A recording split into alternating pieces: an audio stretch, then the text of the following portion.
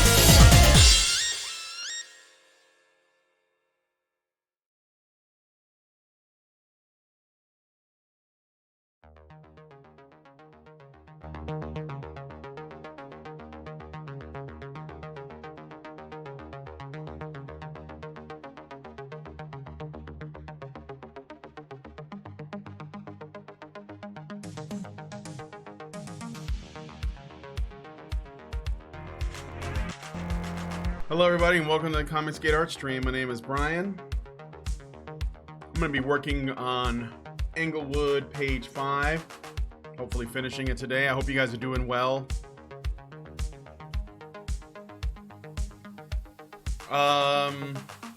So not Globin. I don't know what Globin is. That was a remix, although not a really great one, of so I apologize for that. I didn't get a chance to test it out first. It's from Streets of Rage. If you guys remember Streets of Rage on the Sega Genesis, it was this beat 'em up. A lot of people think of Streets of Rage as like the true beat 'em up, but obviously there were predecessors like Final Fight came before Streets of Rage. Double Dragon, Renegade. However, Streets of Rage was the big popular console beat 'em up. I miss those games, and it had some good music, but that wasn't a very good remix. So I apologize for that. Fucked up there.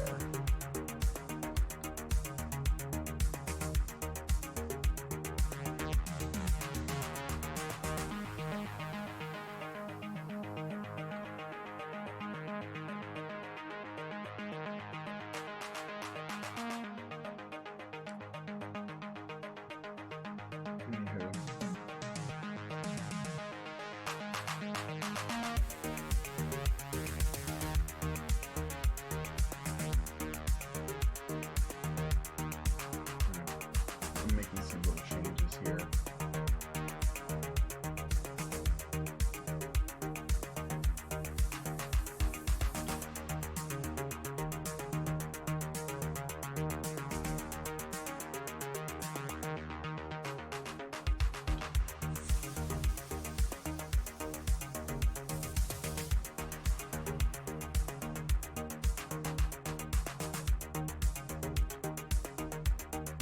Mitch, what's up, man? Saw you on Louis Levi's stream yesterday.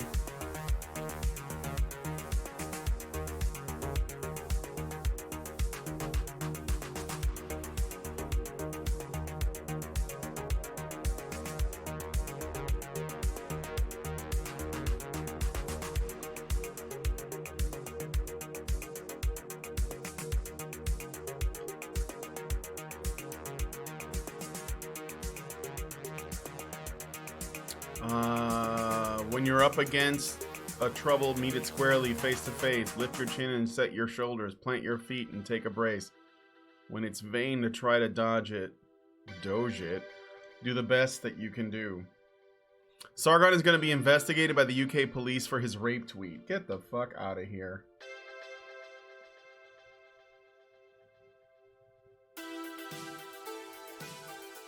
Doesn't the UK police have something better to do? Like, I don't know, actually solve rape cases? Aren't there like rape gangs running around still? Why are we doing this? Why are you guys making the Clown World meme so legitimate?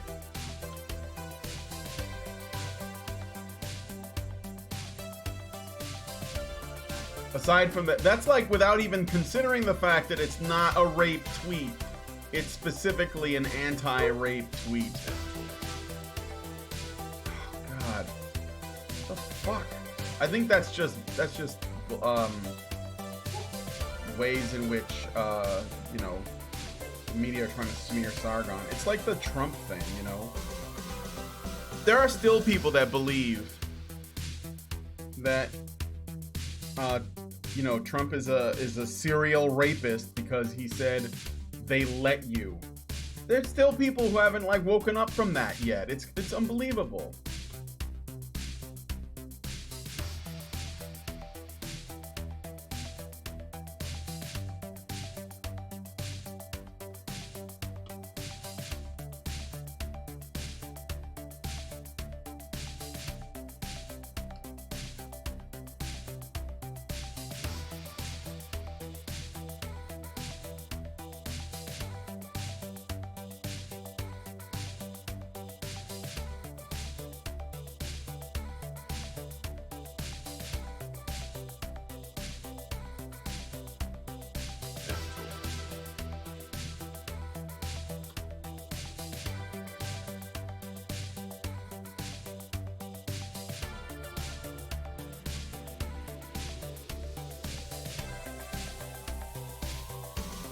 Alright, here we go. How's that look?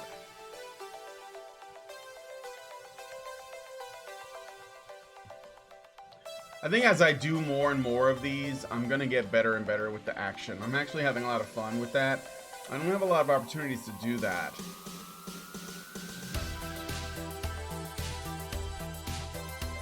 It's the honk heard around the world.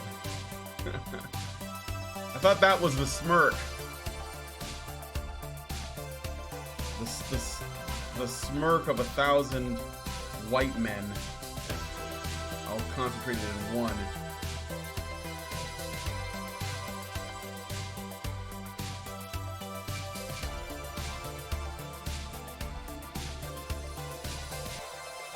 Okay, we're gonna make this. I'm gonna put some speed lines on here.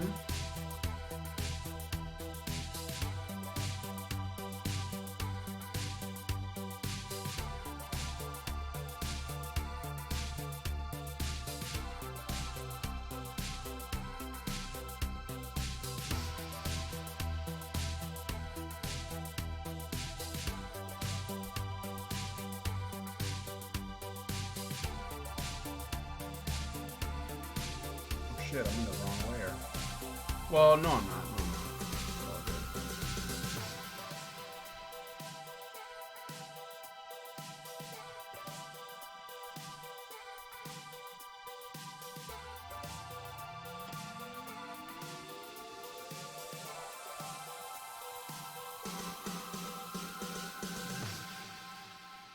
Micah says, "Oh, I'll give you more action to draw." Hey, man. No, I know there's gonna be more action, but it's one of those things that I guess I'm looking forward, not just in this book, but also in Bombshell, to like do action, you know, in exciting and interesting ways. Because that's what comics are about. Comics are supposed to be exciting. That was what Stan Lee wanted to capture with his books. You know, it was like Stan Lee and Jack Kirby, they were big like science fiction fans, especially Jack.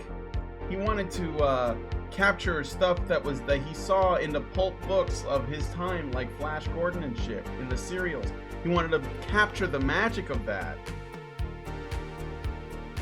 That's why people read them. See, this is the thing that I think is interesting about comics as a medium. You can do with comics, and by extension manga, for those of you guys who are weebs in my chat, I think the same applies. With manga and comics, you have an unlimited budget for special effects. You have an unlimited budget for giant scale battles. You have unlimited budget for stuntmen that can do the riskiest shit. You can go nuts. There is no limit to what you can do in comics medium. Whereas this is something that Hollywood is extremely envious of, is the fact that they can't capture this. It's a black eye. They can't capture this without spending a lot of money. And even then, they don't get it a lot of the time. They're out of touch. And that's always been the case. With you have no limit on what you can do. And so if you know that, then why would you limit yourself? Like, why do comics read like soap operas now? They all read that way. They're boring. Well, I mean, I know that not all, but you know, the majority of them that are supposed to be fun. They read like soaps. There's not a lot going on. There's not a lot of tension. I mean, this is one of the reasons why I like Hirohiko Araki's work on JoJo, because he knows that you can do anything, and he pushes it even beyond my ability to push, like way past that, you know? Okay, so, and I think that it's a shame to not actually try to take advantage of that. It's a shame not to. When it's the 90s and you're a mangaka, and you run out of Prisma markers because you had to buy cup noodles to survive, is ripperoo for you. Well, I mean, I get what I'm getting at is you have an unlimited budget in terms of your ability to create, but and you don't have to, like, you can literally make shit that doesn't make any sense, and the only way that Hollywood could reproduce it is with CG. And so they'll make an effort, and I mean it's nice to see Hollywood try to capture that stuff. I mean, I like the MCU and all that, but even with their interpretation of the MCU, there are things that they would not do and they could not do, and it translates better in comics. Superhero costumes are the primary example that comes to mind for me. And I think that should tell us a lot about, why this medium is under attack, and why what's worked in the past is not being used now. Because the people who make this shit now, all they can think about is how they can self-insert, how they can make a statement, how they can like make it more realistic. I notice people are obsessed with realism. I was and I think that is the wrong tack to take. When Stan and Jack and them were making their books, they wanted the characters to be more believable as people, but they weren't obsessed with realism as a concept. It's different, if that makes any sense. Show one pic on stream, please. I sent you link on Discord. Hold on.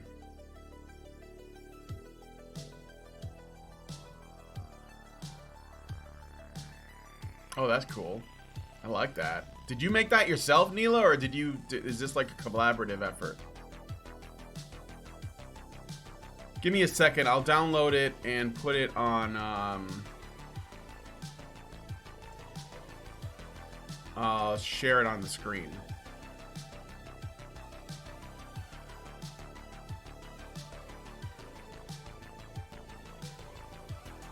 Wait, what?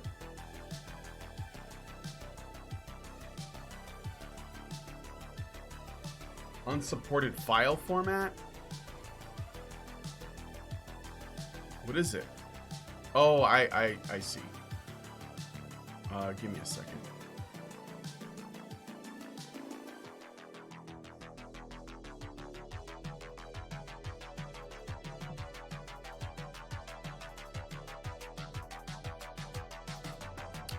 God damn it. Sorry, guys.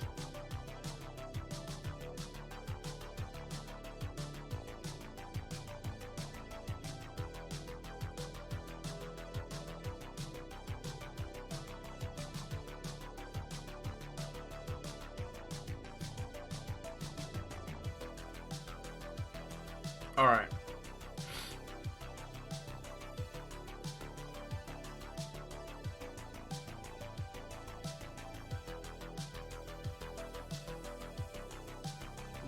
Yeah, realism is the wrong tack to take, exactly. I think that... no. All right, here we go.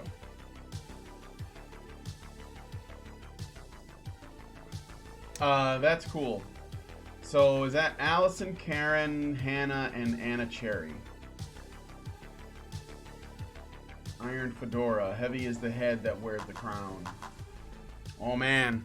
I know there'd be some red pillars that'll be angry at this. So Micah Curtis says, realism is indeed wrong. Making it feel plausible works because it's immersive. Yes. The character feels real. Realism is a fool's errand when you have mind readers. It is, and it also doesn't necessarily invite people to escape into something else. Sometimes you obsess over realism so much that you forget that what is real and what is true are not necessarily the same thing. And I don't want to get a little bit too, like, Jordan Peterson philosophical here, but I like stories that explore a truth, not necessarily stories that try to be real. I think that it's a phase that you go through when you're younger, like when I was a teenager or something, and I was like, I remember this exactly. I was reading superhero comics for a really long time, and then I found manga because, manga was hard to come by back in the 80s in comic book form. And even On top of that, it was they were expensive. It was like $4 a book, or something back then, which is a lot for a comic in the 1980s and early 90s, where they were like $1 or 75 cents normally. But when I found them and read them, people were dying in them, and there was like sexual themes and stuff that wasn't in superhero comics. And I thought at the time, I made the mistake of believing that made them realistic, and therefore it made them better. I grew out of that later when I realized that wasn't, those aspects of those books were not the most important. It was simply a means to tell a story. You can make any comic book can be adult, but there's a big difference between, trying to immerse people in a world that feels real, even if it isn't like straight up real, or larger than life, but it's still grounded in rules, like gravity exists and women get pregnant and, people need to eat, like stuff like that. If you get caught up too much in the realism, then you end up like it kind of kills imagination, in my opinion. It kills imagination, and we want to engage people's imagination. And you can talk about stuff that is true without talking about stuff that's real, which is what I was talking about before. You know what I mean? So, like, when Kirby came up with Galactus, and in an interview, he talked about how he came up with Galactus and the Silver Surfer. And what Kirby was trying to do was, he was basically saying, if God was real, what would he look like? That was what he started from. If God was real, what would he look like? And he made Galactus, which isn't God. Ultimately, it landed on something else. It was like a cosmic entity that eats planets, and maybe eating a planet is like Armageddon. And then he said, well, if this is what he started from, something that in his mind he believed to be real, because Jack Kirby was a religious, I believe he was a religious Jewish man. I know he was a Jew, but because he grew up in Europe, and he was around a lot of like Jewish mysticism, a lot of he talked about that a lot. And when he came to America to start his job as a comic book writer, artist that was actually creating content, so this is way after World War II and all that, he would ask these philosophical questions, and he would try to realize them. So he said, what would God look like? And of course, Galactus is how it came out, because he was a science fiction nut. He liked all of the ideas that were, around it at the time, and he wanted to explore them. And then he said, well, if Galactus is God, then what would his angel be? The angel of that sort of like is the like Gabriel that goes out and blows the horn that signals the apocalypse. Well, that's the Silver Surfer. And so that's what he went with. That was what he had in mind. And when you look at Galactus and the Silver Surfer, most people, the last thing to think about is God and his archangel. But that's what that was. That was how he came out. So he starts from something that he believes to be a truth. And when I say that, I don't mean it's a fact, like there's actually a God. I'm not saying that God is real and the angels are real. I'm saying that he starts from a human truth, which is that most people believe in a higher power, and then he uses that to tell a story. And I think that is interesting. And it's the reason why I think characters like Galactus persist, is because, just check this here. What is that? Okay. The reason why characters like Galactus persist is because we do know that there is something about that is real. Even if we can't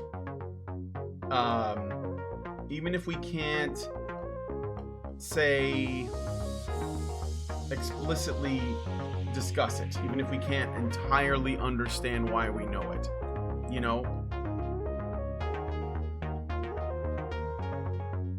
and I dig that stuff. I think that's the stuff that comics are made of. It's the exploration into really deep ideas and questions. It's asking a question and then trying your best to represent it in a in an interesting way, but also a dispassionate way, like maybe a fair way. You know, like Kirby wasn't trying to make a statement about God with Galactus at all. He wasn't trying to make a statement. He was basically using that as his launch point. And this is how we got what we got. And I like that. I think that that is something that I think we should strive for, is the ability to tell stories this way, where you explore ideas and you treat it like a problem-solving exercise, essentially. Okay, so I guess I'll put in some hit sparks. I need a couple in a couple different places. They're always kind of hard to do, but because you want to make sure they don't look like ass. So we'll start here. I'm gonna go get my coffee. I'll be right back.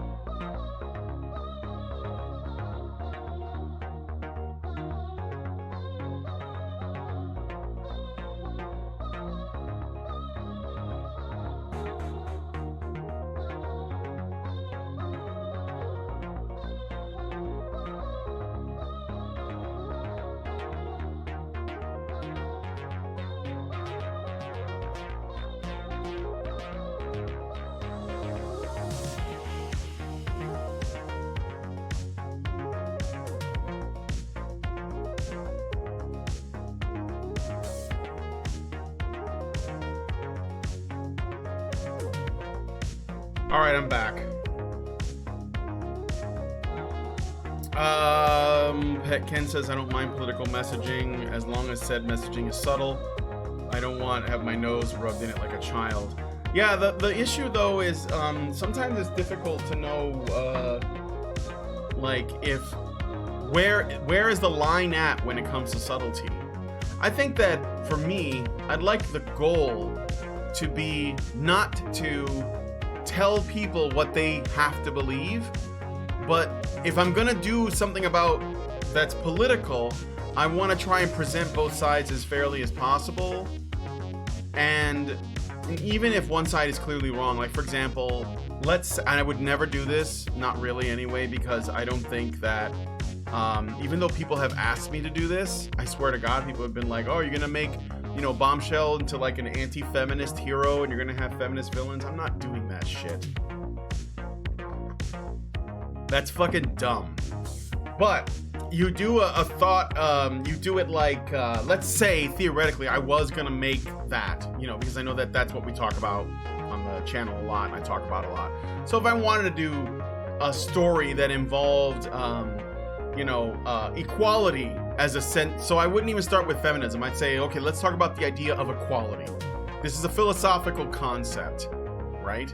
Then I would explore the reasons why there are people who think equality is important, and the reasons why there are people who believe that equality is not important, or that equality is different from, say, fairness, or that, you know, there hierarchies exist and that's just a reality that we live in, or whatever. But I try to be fair to both sides so that you get where I'm at, which is I understand that people are sympathetic towards the idea that we want to live in a fair and just society. Where they go wrong is that how you achieve that is dangerous, that it can result in you know, some bad things happening. And I think that there's some truth to that, but I also look at the other side where, you know, something can become so unfair that you create this kind of resentment towards people. And that's where that's the time I believe we're living in now, where there's so much inequality. And I don't mean that like it's unjust. you know, but there's so much inequality that you have a lot of angry, bitter people. And that's the reason why you have to like keep your eye on how things are going, because if it becomes too unbalanced, then you're gonna get resentful people that just want to destroy everything, which is where we are now. And so I think that it's without taking sides, but you basically propose it as though it's something for people to think about, even if there is a right answer and you could present it, but you still do it in a way that suggests that, you know, not all the things that we discuss are necessarily black and white. Because people don't want to be told what to believe. And they will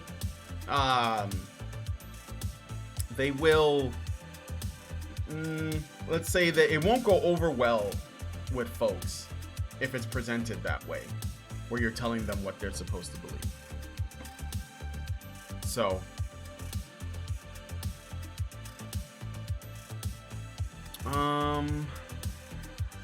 let's see, do I have a shape maybe? I want to make sure that it's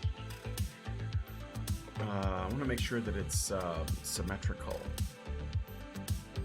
Comics have been political but not preachy.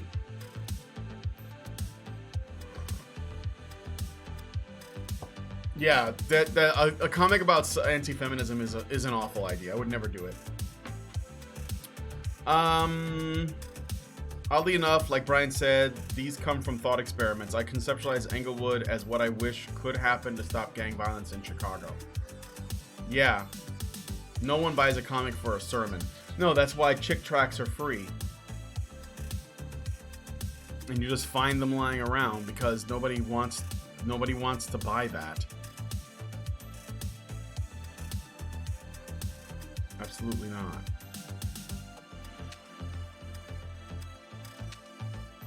What's this?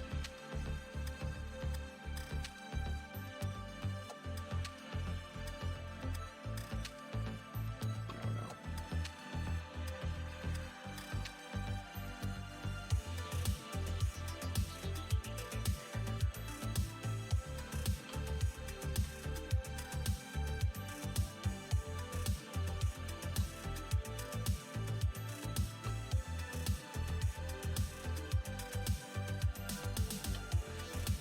Let's put it right here.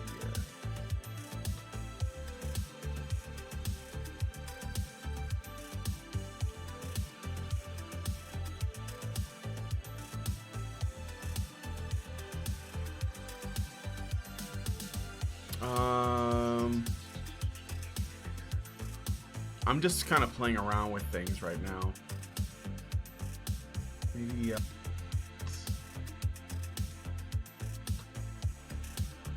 oh, that's the wrong color though. It should be white. Maybe I can change it.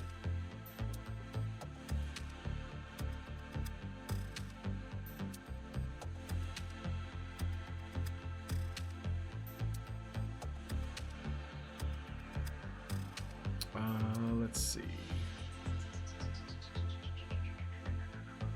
No, that doesn't work. It's this. I'm just playing around with shit. I'm sorry. Nah. Wait, what is that? No, I'm not really a fan. What the fuck was that?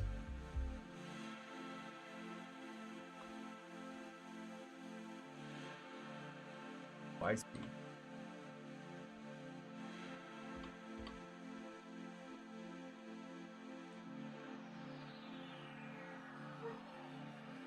Quiet, Jojo.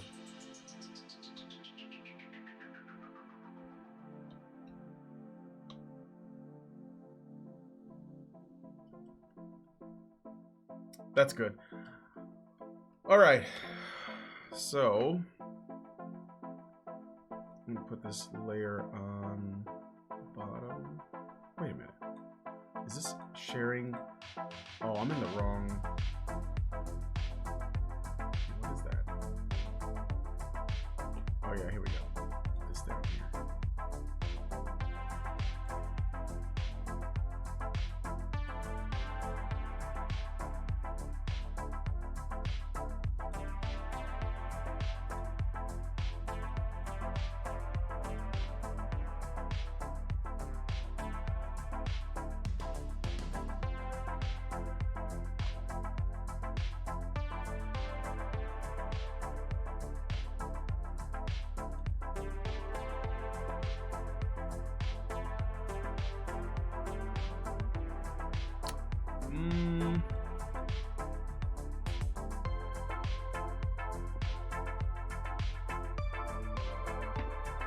The only comic I read consistently is My Little Pony, but maybe you and Brian can change my mind on that. Well, I hope that you give this a shot. That's all I can do. That'd be nice. Almost made a huge mistake. Oh, wait, that doesn't work?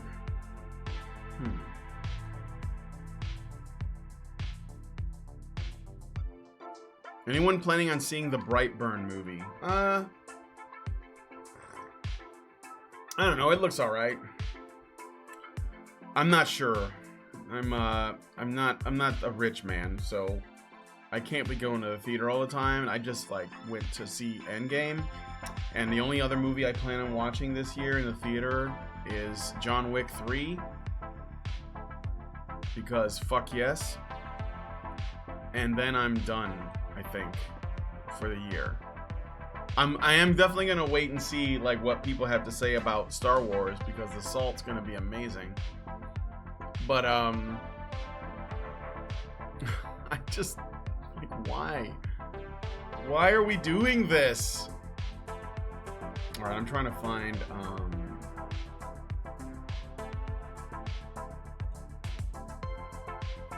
I'm looking for other effects that I can use.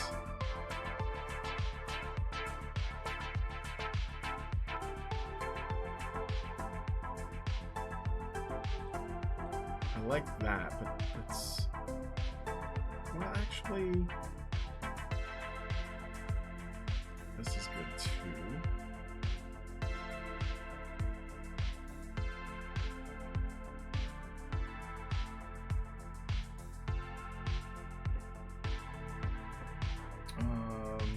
Cannot be completely downloaded. Saving my money for John Wick 3 and Godzilla King of the Monsters. Do you really think Godzilla's gonna be good though? They have not made a good Godzilla movie since the goddamn Japan was doing them in the 70s and 80s. There was what's his name? Roland Emmerich's Godzilla, which was just awful. It was basically just him mad because Jurassic Park was successful, and he just really wanted it to to make a mark. Then there was the one that came out not that long ago with Elizabeth Olsen and the dude who played Quicksilver. That one had almost no Godzilla in it, and this is a continuation. And it's got 11 from Stranger Things. I have a feeling, honest to God, I have a feeling that Godzilla movie is gonna have some wokeness in it. I'm almost positive. I don't know, man. I hope it's good, but I think that they're doing too much in that film.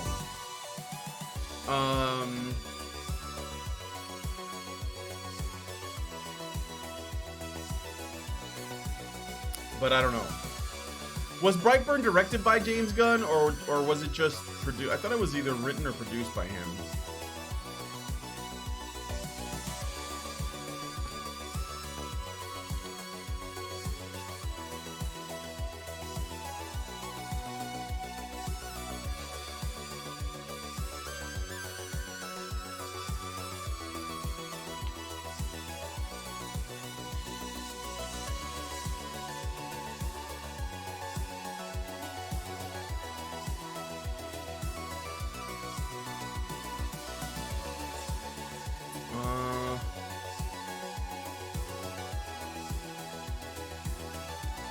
No, you know what? I'm just gonna do this the old-fashioned way.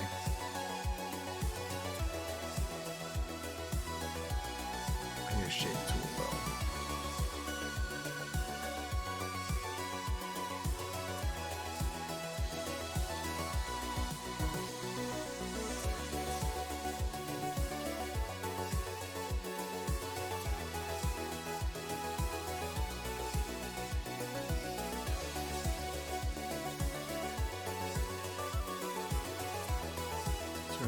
We're gonna make a vector layer.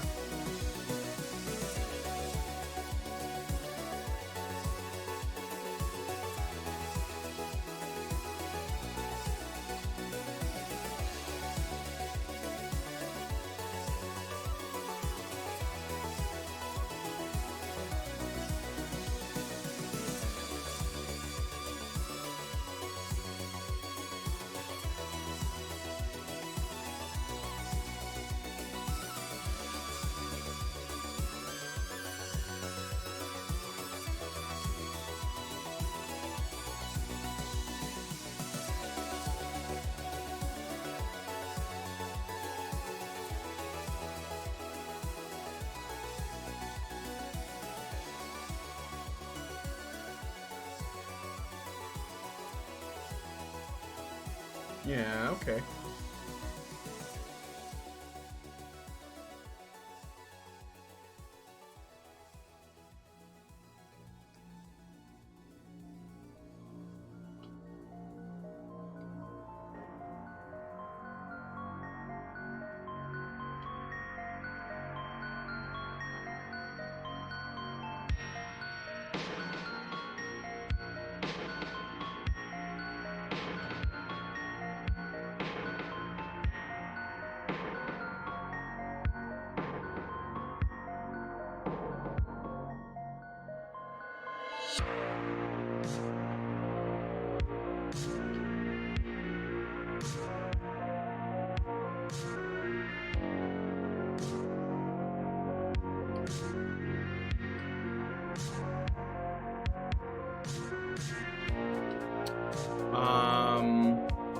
What are you guys talking about? It was a horrific treatment for Godzilla. It wasn't Godzilla, but I agree Shin Godzilla was good. I don't know. I've never seen Shin Godzilla. Though, was that a Japanese movie? I think they did. The Japanese were still doing pretty decent Godzilla movies, I think. Wasn't there one Godzilla movie where Godzilla fought everything, even the other Godzilla from the awful Roland Emmerich movie? It was like super short too. You see that Roland Emmerich movie? That Roland Emmerich Godzilla is what I'm talking about when I say that there are issues with people being a little bit too concerned with realism. And I know it sounds weird because the Roland Emmerich movie certainly isn't realistic, but let me try to explain where I'm coming from.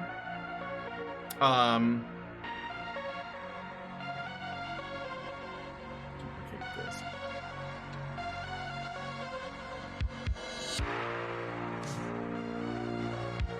So the problem with the issue that came up with Roland Emmerich's movie was that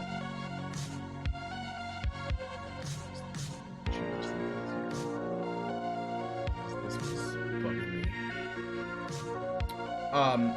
He was trying to give us Godzilla, but he seemed really concerned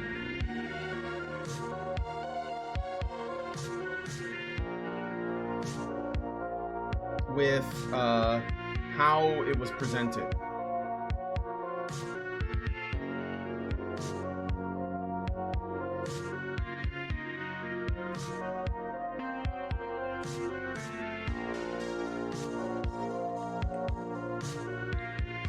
And so there were things that he would not do, even though we were talking about a giant monster. First, he had to explain how there was a giant monster. And he made it about some environmental thing, and then there were like iguanas that were subjected to it was like iguanas that were subjected to radioactivity or something like that.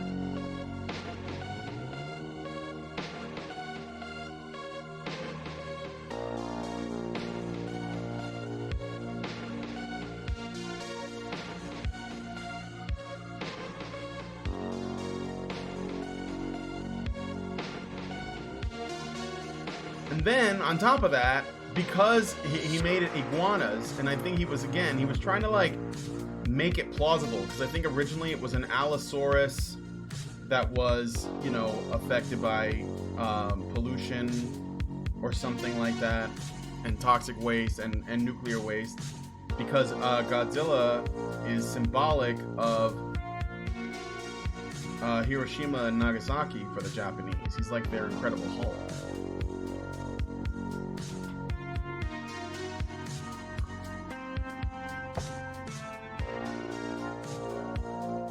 And Emmerich didn't like that for whatever reason, and he didn't like the idea that Godzilla could breathe fire either. So he didn't give him that. He had like a roar that like knocked over a bunch of stuff. But essentially, it was just a mutant. It was just a mutated iguana, and because I think he was going for believability. And I think that was a mistake. Yeah, the 98 Godzilla was a mutated marine iguana from French Polynesia, exactly.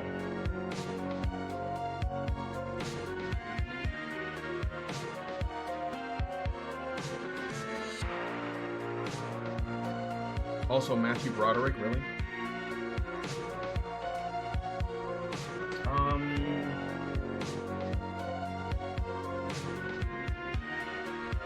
Oh, there we go.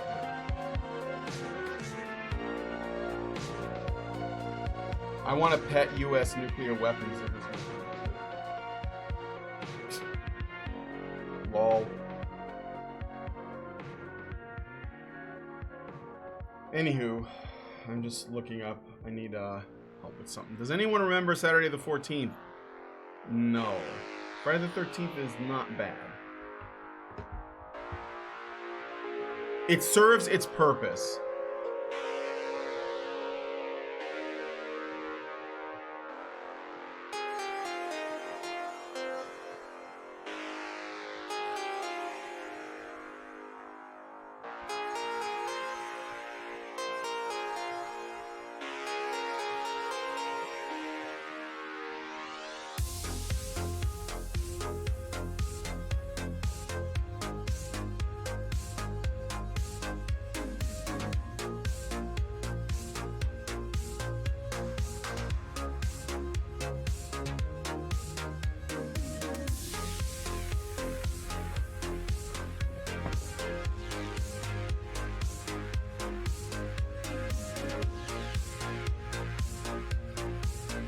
At least the '98 cartoon gave us a cool spin-off cartoon. I don't know what you're talking about.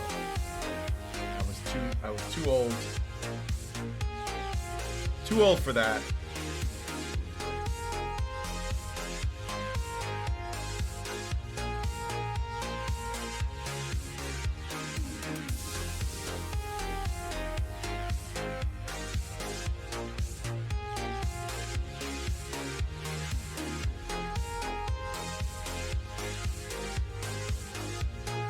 Devlin Emmerich took the god out of Godzilla, but at least the animated spin-off was decent. Yeah, I don't know. Did he have his powers back? Did he have the ability to do what Godzilla does? Did he do the victory dance?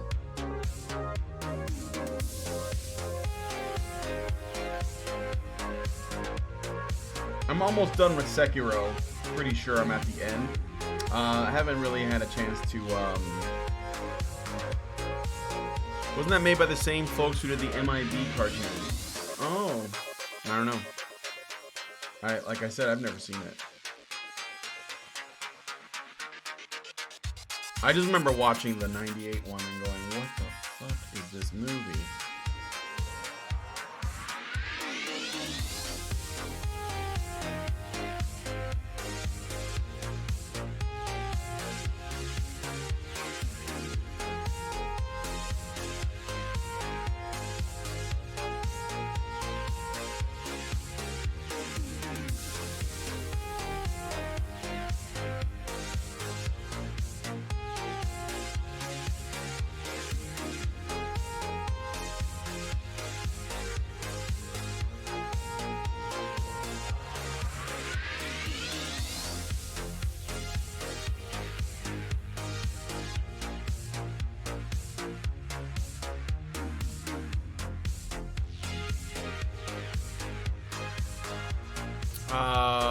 He had the atomic fire breath. Cool. Men in Back. Yeah, I'm sure that exists. Like shaving Ryan's privates.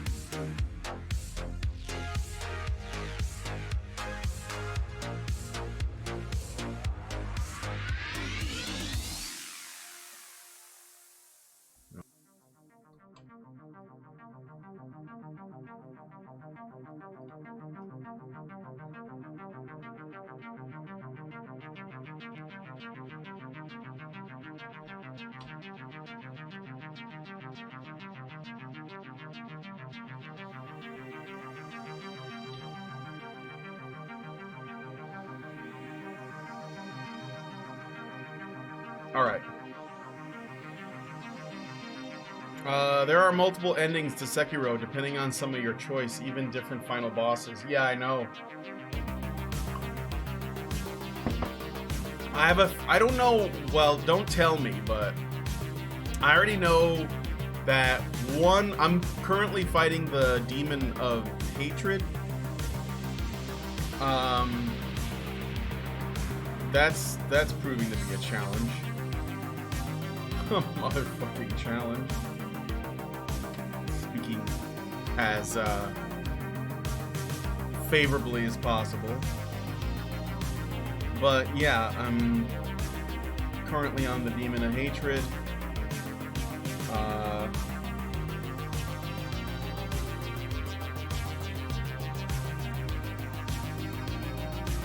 just getting the intersections.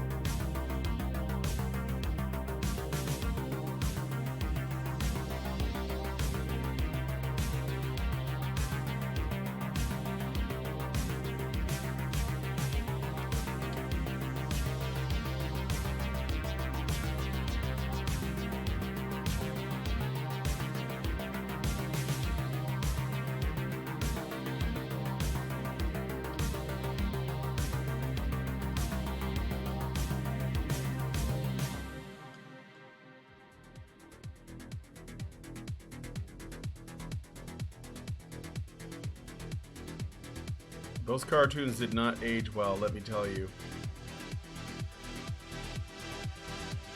There are multiple... Yeah, I already read that part.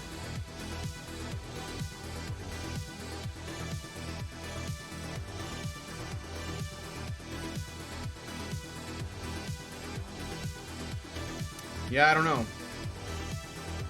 Well, I hope that Godzilla's good, honestly. So, I hope that you enjoy it. And that it's a good time. Oh man, it's almost time for me to go. Let me try to like get in one more hit spark here. I think that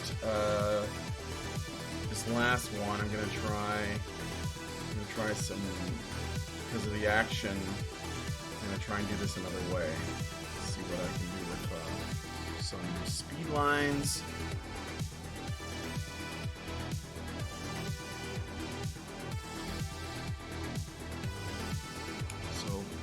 Here.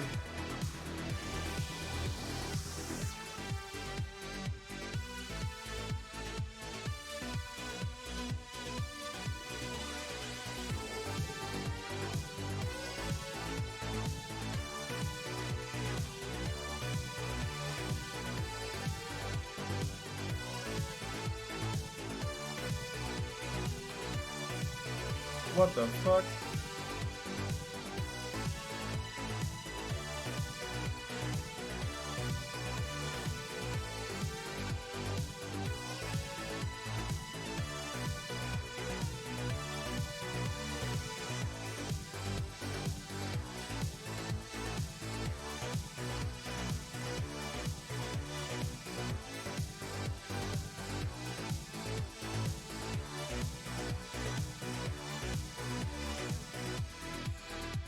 hell is this?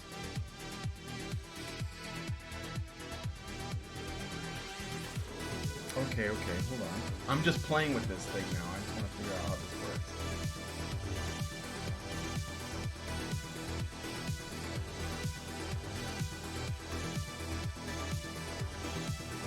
So fill the whole box. And we'll take this.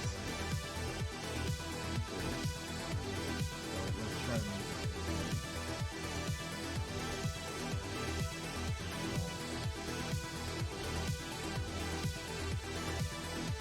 with this. What is this tool? So this is not working. I don't know what that is, but it's not doing what it's supposed to be doing. I just wanted to put some lines on the screen.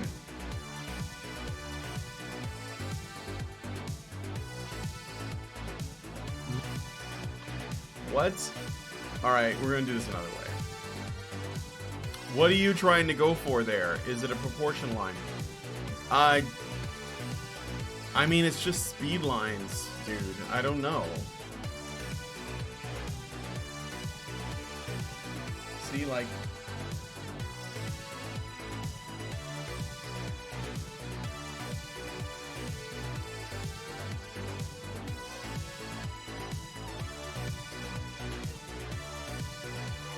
Although those are a little too uniform, I prefer they were a bit random.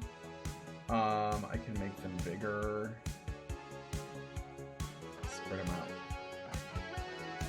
So they're less concentrated.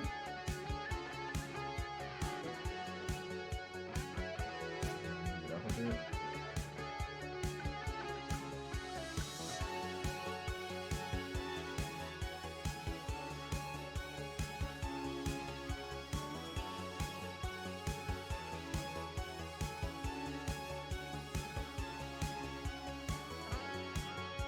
Is that a tool in your pocket? Yes, it is.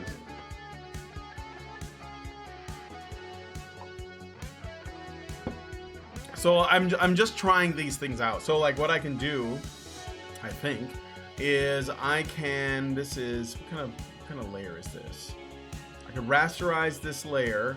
Let's try this though. I'm gonna go up here. I think it's 1 o'clock, but that lets me manipulate it. That's pretty cool. But I don't need to do that.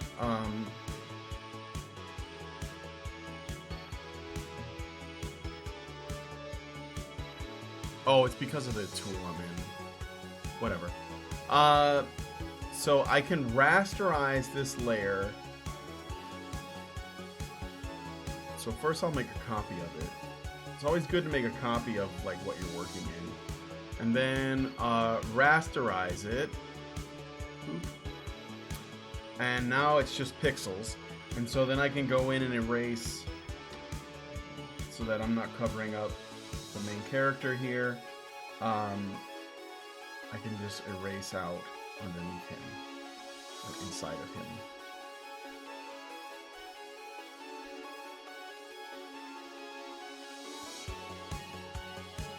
I think what I'm doing now that I'm getting through to the end of page 5, this is just the pencils, so, but what I think I'm gonna do next is I'm gonna start working on the cover so that we can start the Indiegogo and I have some, you know, you have something to show people that's in color. I think Micah wants the book in color, but that's gonna take a lot of work. Do you have people doing that, or do you want me to do that? I should probably ask you that if you're watching.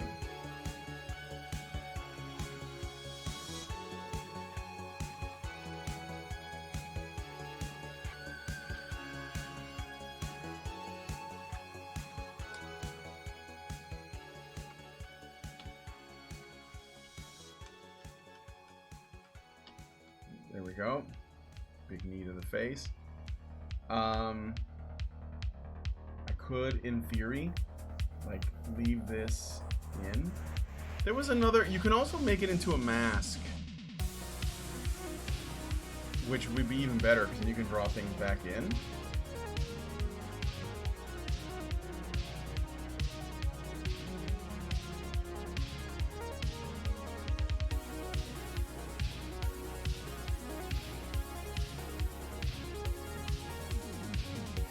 He might not be around.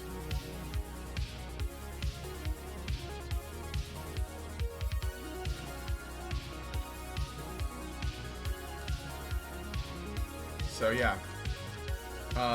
there's that. I think I'm just gonna go ahead and get it out of here too, so you can see him.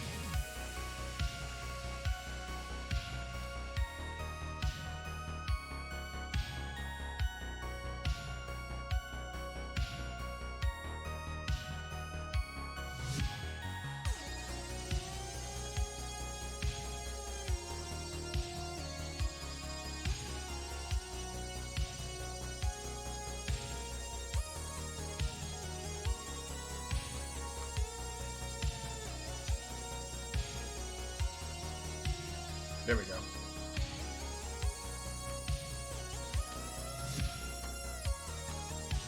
There you go.